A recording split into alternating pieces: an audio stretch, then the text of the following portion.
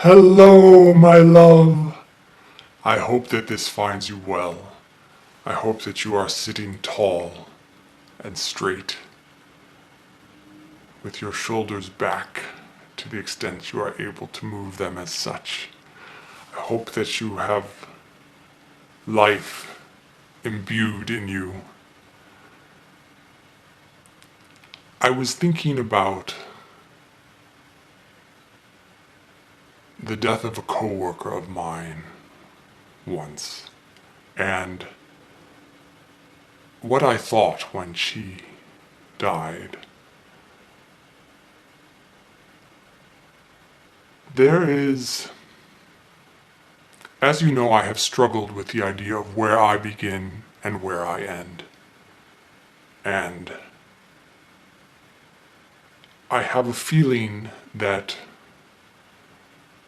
though I am conscious of myself as a separate entity, I am part of a larger whole. That is, we are ultimately all one.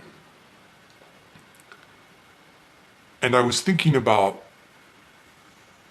this woman's death and the loss that accompanied it. And I was thinking about the idea of loss and the loss of the individual. But if we are in fact all one, then the loss of the individual is mitigated. If we are part of a collective, when one of us dies, the collective lives on. And these were the thoughts that were spurred when she passed. And something in them rang very true to me. And that is, I have dealt with and struggled with loss, as all humans do. But that loss is so much mitigated when I accept that we're all part of something larger. We are a collective. We are all one. Now, there are different ways you could characterize that, or different spins you could put upon it, whether you view us as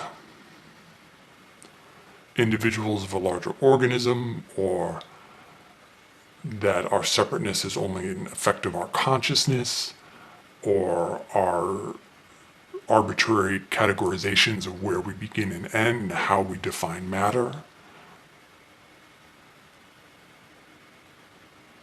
But once we exist, I think of it sort of as a dye. Once we exist, our dye has stained the fabric of the collective. Whether intentionally or not. And as that collective lives on, so does the individual. And that stain is in the fabric of the universe, the community, the collective, however you might want to call it. And that still rings true for me, especially now. I learned to deal so much better with loss and with the acceptance of loss, which is the hard part. But in another sense, nothing is lost because the collective lives on. And it enshrouds us and envelops us and encompasses us. And I find comfort in that. And so I thought I would share that with you. I began to think that I was not so much an individual, that individuality was a bit of an illusion, and I continue to hold that belief.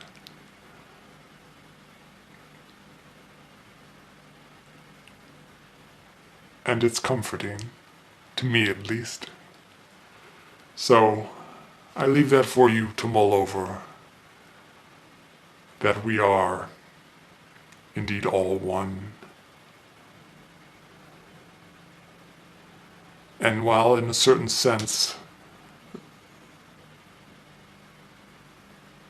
we might think we are separate, we are not.